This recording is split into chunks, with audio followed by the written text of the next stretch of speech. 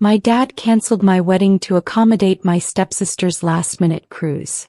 So I eloped silently and watched them get evicted from the house I'd been paying the mortgage on for 6 years. Just a quick favor before I continue. Subscribe if you haven't yet and let me know in the comments where you're tuning in from. I might give you a shout out next time. I was at the florist finalizing my wedding bouquet when Dad called. "Janae, baby, we need to talk about the wedding." My stomach dropped. 3 weeks before my big day, those words meant nothing good. I'd been planning this June ceremony for 18 months. Philip and I had sent invitations to 200 guests. My dress hung in my childhood closet, the one Dad insisted I keep at his house for safekeeping. "What about it?" I asked, watching the florist arrange white peonies. "Well, Joyce just got invited on this cruise. Real last-minute thing. Her friend canceled and they're offering the spot for half price. Thing is, it's the same weekend as your wedding." Joyce, my 23-year-old stepsister who'd lived with Dad and Sharon for 2 years since dropping out of college. The same Joyce who hadn't held a job longer than 4 months. "Okay, and?" My hands were shaking. "Sharon thinks we should postpone. Just a few weeks. Maybe late July? That way Joyce doesn't miss out and we can all be together for both events." The florist glanced at me, probably noticing my face had gone crimson. "Dad, you're joking, right? I've been planning this for a 1.5 years. The venue's booked. The caterer's paid. My dress is altered. I know, sweetheart, but family compromises for each other. Sharon's really excited about this cruise for Joyce. It's been hard for her, you know, finding her path." Finding her path. Joyce had found the path to Dad's wallet just fine. "Let me get this straight," I said, my voice eerily calm. "You want me to postpone my wedding because Joyce got a discount on a cruise?" The florist pretended to reorganize roses, clearly listening to every word. "Don't be dramatic, Janae. It's just a few weeks. Everyone will understand." Dad's voice had that tone, the one he used when the discussion was over in his mind. The one I'd heard 6 years ago when he married Sharon 3 months after Mom's funeral. "No," I said firmly. "The answer is no. The wedding is happening on June 15th. Silence stretched between us. "Then, well, Sharon and I won't be able to make it then. And Joyce is her only daughter. You understand how this puts Sharon in a difficult position." My breath caught. "You're saying you won't come to my wedding?" "I'm saying you're being selfish. Joyce needs this. She's been through a lot. You've always had it easy, Janae. Good job, good man, good life. Let your sister have this one thing." Sister. Joyce had been in my life for 6 years and never once called me sister. I'd called Dad's house home for 28 years, paid his mortgage for the last 6 to help out after his business struggled, and he was choosing a cruise over my wedding. "Dad, I've paid your mortgage for 6 years, I said quietly. "And we've appreciated that. But that doesn't mean..." I hung up. The florist handed me a tissue I didn't know I needed. That night, Philip found me crying in our apartment, surrounded by spreadsheets. Not wedding planning spreadsheets. Mortgage statements. 6 years of payments, each one labeled, "Gift to Dad" in my accounting software. $72,000. $72,000 I'd sent to my father's account every single month since I was 22 and landed my job as a junior architect at Richmond and Associates. "Baby, what's happening?" Philip sat beside me, pulling me close. I told him everything. The cruise. The postponement demand. The ultimatum. His jaw clenched tighter with each sentence. "So let me understand. Your dad won't come to our wedding because of a cruise." He said I'm being selfish. Philip was quiet for a long moment. "Do you know why I fell in love with you, Janae? Because you're the most giving person I've ever met. You took on your dad's mortgage when you were barely out of college. You helped Sharon's mother with medical bills last year. You bought Joyce that car when hers broke down. That car. The Honda I'd purchased for $3,000 cash because Joyce needed reliable transportation for job hunting. She'd used it to drive to the beach every weekend instead. What should I do? I whispered. Philip held my face in his hands. What do you want to do? I want to get married on June 15th like we planned. Then that's what we'll do. The next morning I called my best friend Victoria. She answered on the first ring, already knowing something was wrong. That's what 20 years of friendship does. You develop telepathy. Girl, talk to me, she said. I told her everything. She was silent for so long I thought the call had dropped.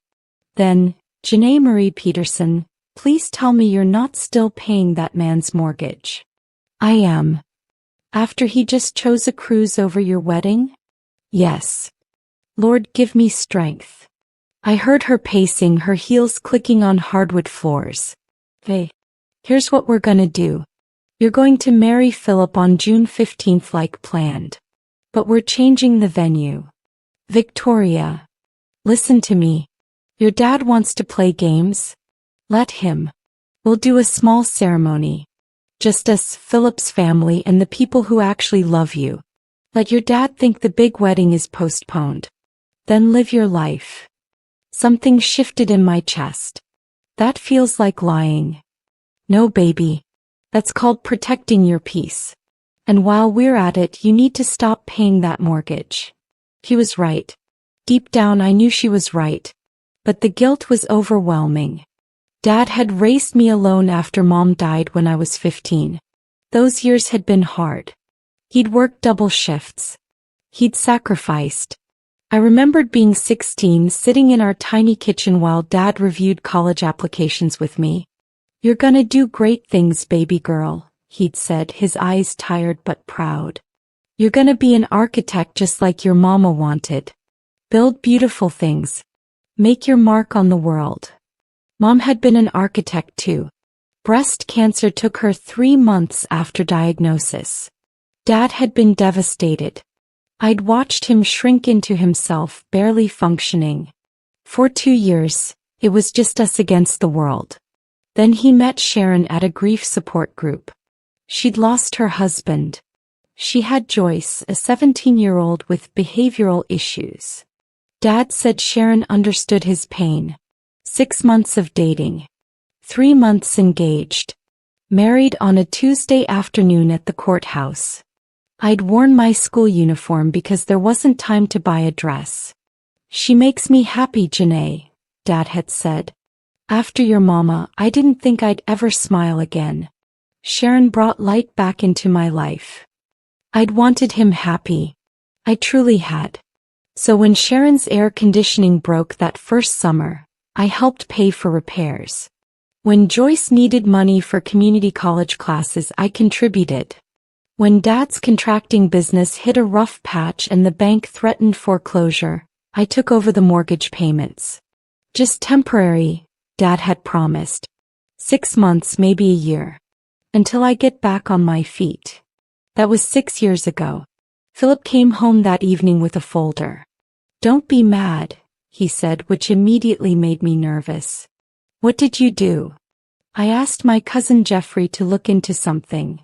Jeffrey was a private investigator. Philip opened the folder and my blood went cold. Inside were bank statements, social media screenshots, and credit reports. Not mine, debts. Philip, this is necessary. Look at this. He pointed to a bank statement from 3 months ago. There was a deposit for $15,000. That's from a construction job. Your dad's business isn't struggling, Janae. He completed a contract for that new shopping center on Riverside.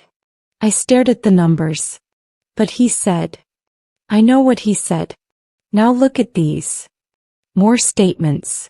Regular deposits. Projects completed. Dad's business wasn't just stable. It was thriving. There's more, Philip said gently. Sharon works full-time at the hospital. She makes $60,000 a year as an office manager. And look at this. He showed me Joyce's Instagram. Recent posts showed designer bags, expensive restaurants, a weekend trip to Miami. All posted within the last 3 months. My hands trembled. They don't need my money. They haven't needed your money for years, baby. They just got comfortable taking it. The betrayal hit like a physical force. I'd eaten ramen for months when I first took over the mortgage, trying to balance my own rent with Dad's house payment. I'd delayed buying furniture, postponed my own dreams, sacrificed my savings. I drove to Dad's house the next day. The house I'd been paying for. The 3-bedroom colonial with the wraparound porch that Dad had bought when I was 8. The house where Mom died. The house that should have been filled with memories but now just felt like a tomb of misplaced loyalty. Sharon answered the door, surprised to see me. "Janae. What a nice surprise.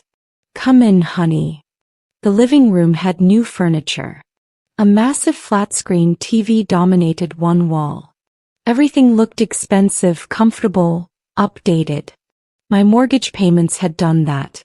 "Is Dad here?" "He's in the garage. Want some sweet tea?" "No thank you." I found Dad in the garage organizing tools. He looked up, startled. "Janae. Didn't expect to see you. Have you thought about what we discussed? Late July could be beautiful for a wedding." "Dad, when were you going to tell me your business is doing well?" His face went blank. "What?" "The shopping center contract. 3 months ago. $15,000. Plus the residential jobs. The office building renovation. Your business is thriving, Dad." Color drained from his face. "Who told you? Does it matter? You've been lying to me. For years." He set down his hammer slowly. "Janae, it's not that simple." "Then explain it to me. Explain why I've paid $72,000 for a mortgage you can afford. Explain why I've sacrificed while Joyce posts pictures with $1,000 handbags. You don't understand the pressure." "I understand perfectly. You found a daughter who'd do anything for your approval and you milked it." Dad's face hardened. "Watch your tone. I'm still your father." "Are you?" "Because fathers show up for their daughters' weddings. Fathers don't lie about financial hardship. Fathers don't choose cruises over their children." Sharon appeared in the garage doorway. "What's going on?" "Your husband has been taking my money for 6 years while running a successful business," I said, my voice steady despite my shaking hands. "Oh, Janae, honey, you don't understand." "Then explain it to me." My voice cracked. "Explain why I've struggled and sacrificed while you renovate and vacation." Sharon's face flushed. "We have expenses you don't know about. Joyce's therapy, my mother's care, the house repairs." "Joyce's therapy that she stopped going to after 2 months? Your mother who lives in a fully paid-off condo in Florida?" "What repairs?" "The ones I paid for." The silence was deafening. Dad wouldn't meet my eyes. Sharon twisted her hands. "You made me feel guilty," I continued, tears streaming down my face. "Every month I sent that payment feeling like I was doing my duty as a daughter. Meanwhile, you were using me." "We never forced you to pay," Dad said finally, his voice cold. "You offered." "I offered because you said you'd lose the house. You said the business was failing. You said you needed help. And you got to feel like a hero. So really we both got something out of it." Those words shattered something inside me. This wasn't my father. Or maybe this had always been my father and I'd been too blind to see it. I walked out of that garage and didn't look back. In my car I called my bank. "I need to cancel an automatic payment," I told the representative. My voice was robotic, disconnected. "The monthly transfer to account ending in 4739. Cancel it immediately." "Certainly, ma'am. Can I ask if you'd like to schedule a final payment?" "No. No final payment." I called Philip next. "Baby, are you okay?" No. But I will be. Can you call Pastor Williams? Ask if he can do a small ceremony at his church on June 15th. Just immediate family and close friends. 20 people maximum. Consider it done. What about the big venue? Cancel it. Lose the deposit. I don't care anymore. Then I called Victoria. I need your help with something. Anything. I need you to help me plan a wedding in 3 weeks. A real wedding. Small, intimate, beautiful. Everything I actually want instead of what I thought I should want. Victoria's voice was warm. Girl, I've been waiting for you to say that for years. That night, Philip and I sat on our tiny balcony looking at the city lights. Are you sure about this? He asked. I've never been more sure of anything. I'm done living my life trying to earn love that should have been freely given. I'm done sacrificing for people who see me as an ATM. I'm marrying you, Philip. And we're starting our life on our terms. He kissed my forehead. I love you. I love you too. June 15th dawned clear and perfect. Pastor Williams's church was small, historic, beautiful. Victoria had transformed it with simple white flowers and candles. 23 people sat in the pews. Philip's parents, his 2 sisters, his grandmother, my mom's sister Diane who flew in from Atlanta, my college roommate, my co-workers from the architecture firm, and friends who'd proven their loyalty over the years. No one from Dad's side. No one from Sharon's family. And absolutely no Joyce. I wore a different dress. Not the one at Dad's house, but a simple silk gown I'd bought 3 days ago. It was perfect. Everything was perfect. You ready? Aunt Diane asked, linking her arm through mine. She'd agreed to walk me down the aisle. I'm ready. As we walked, I saw Philip at the altar, tears streaming down his face. That's when I knew. This was exactly right. The ceremony was short, meaningful, perfect. When Pastor Williams said, "You may kiss your bride," Philip dipped me dramatically and everyone cheered. At the tiny reception in the church hall, Philip's grandmother pulled me aside. Your daddy's a fool, she said bluntly. But you're free now. That's worth more than any big wedding. He was right. I felt light for the first time in years. No burden of duty, no guilt, no crushing weight of trying to be enough. I was simply Janae, married to the love of my life, surrounded by people who actually valued me. We didn't tell anyone about canceling the mortgage payments. Not yet. That revelation would come on its own. 5 weeks after our wedding, I was at work when Dad called. I'd ignored his previous 17 calls, but something made me answer this one. Janae, we need to talk. The mortgage payment didn't go through this month. I checked with the bank. I know. I canceled it. Silence. Then, what do you mean you canceled it? I mean, I'm done paying your mortgage, Dad. You have a successful business. Sharon has a good job. You can handle your own bills. His voice rose. You can't just stop paying. We have a contract. We have nothing in writing. I was helping out of love and you exploited that. I'm done now. I could hear Sharon in the background, her voice shrill. You can't do this to us. Watch me. Consider it my wedding gift to myself. Freedom from people who only valued my wallet. I hung up. My hands were shaking, but I felt powerful. Victoria appeared at my office door. I'm guessing he noticed the missing payment? Oh, he noticed. Good. Let him sweat. 2 weeks later, Dad called again. Janae, please. We're behind now. The bank sent a warning letter. If we miss another payment, then you'll need to pay it yourself. Like adults do. Sharon got on the phone. After everything we did for you, your father raised you alone after your mother died. And I paid him back $72,000. We're even. You're being cruel and vindictive. This is about the wedding, isn't it? You're punishing us because we couldn't make it. No, Sharon. This is about me finally seeing clearly. 3 months after our wedding, Aunt Diane called. Janae, there's something you should know. Your father's house is in foreclosure. There's a notice on the door. My first instinct was guilt. That old familiar pull to fix everything, to rescue them, to be the good daughter. But then I remembered Dad's words. You got to feel like a hero. So really, we both got something out of it. I remembered the lies, the manipulation, choosing Joyce's cruise over my wedding. Thanks for telling me, Aunt Diane. You're not going to help them? No. I'm not. Good. I'm proud of you, baby. The foreclosure proceedings moved quickly. Dad and Sharon had no savings. They'd spent everything assuming my payments would continue forever. Dad's business income was erratic. They'd lived beyond their means for years, comfortable with me as their safety net. Joyce posted on Facebook, "Can't believe some people would let their own father become homeless.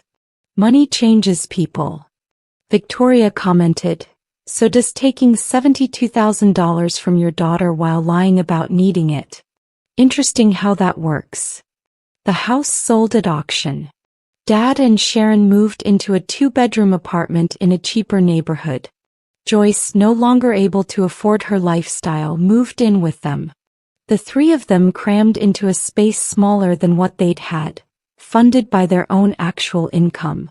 My phone buzzed constantly, angry texts from Sharon's relatives, disappointed messages from family friends who'd heard Dad's version of events. I blocked them all. Philip and I thrived. Without the mortgage payment, we saved aggressively. We started planning for our own home, our future, our family. Every day felt lighter. A year after our wedding, Philip and I closed on our first house. A beautiful 3-bedroom craftsman with a yard, a porch, room to grow. We'd saved the down payment in record time, money that would have been paying Dad's mortgage. On moving day, Aunt Diane helped us unpack. "Your mama would be so proud of you," she said, touching my face gently. "You know that, right? She'd be proud you chose yourself." I thought about Mom often. Her strength, her independence, her dreams for me. She'd never wanted me to be anyone's piggy bank. She'd wanted me to build things, create beauty, live fully. Dad drove by once while we were unloading boxes. He slowed down, stared at our house, then drove away. He never stopped. Never apologized. Never acknowledged his role in destroying our relationship. Some people never change. But I changed. I learned that love without respect is manipulation. I learned that family doesn't mean accepting abuse. I learned that sometimes the most radical act of self-love is saying no. Philip and I painted the nursery yellow last month. Our daughter is due in December. We've already decided, she'll grow up knowing her worth isn't measured by what she can provide others. She'll learn that healthy relationships are reciprocal, that boundaries aren't cruel, that choosing yourself isn't selfish. Sometimes I miss my dad. I miss who I thought he was. But I don't miss the weight of carrying people who refuse to carry themselves. I don't miss the guilt, the manipulation, the feeling of never being enough. I'm enough exactly as I am. And this life Philip and I have built, filled with genuine love, mutual respect, and honest communication, is worth more than any mortgage payment ever could be. Some stories don't end with reconciliation. Sometimes freedom is the happy ending. And I'm finally beautifully free.